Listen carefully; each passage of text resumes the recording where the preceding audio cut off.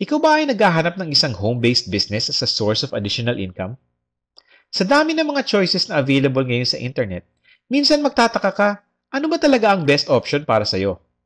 Pero alam mo ba na ang network marketing ngayon ay nagiging popular ulit as an alternative source of income for the average person?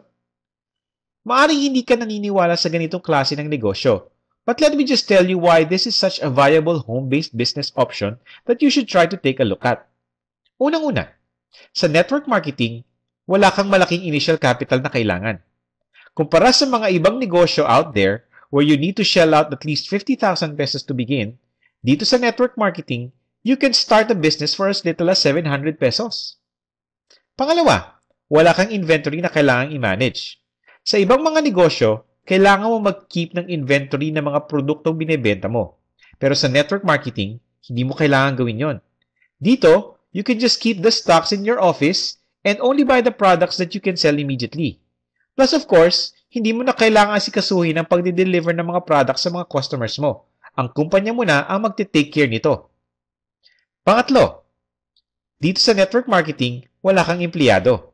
You don't need to hire anyone to start off your business. Choice mo na kung gusto mo mag-work together with a team, which is ang pinakamagandang paraan ng pag-build ng networking, or you can just build it by yourself. At pangapat, pwede mong gawin ang networking part-time. Karamihan ng mga nagsisimula ng network marketing start off with as little as 7 hours a week. And you can still keep your job as you do this, and you can even keep your business as you do this. You just need to work on this business on your extra time. And ang panglima, it is much easier to do network marketing ngayon.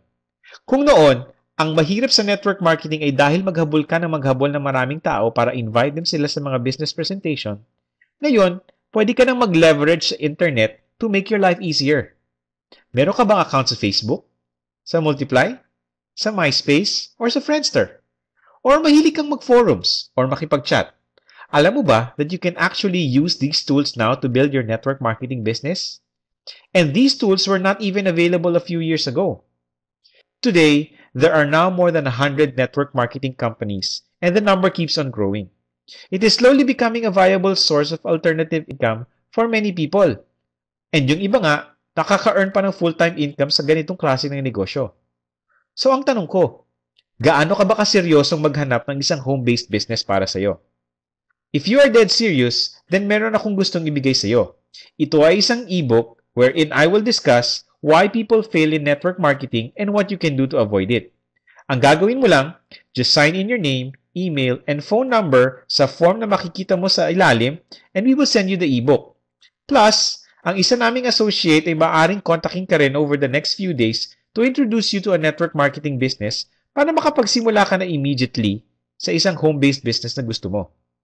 Don't worry, hindi ka namin i-spam or ipamimigay ang information na ibibigay mo.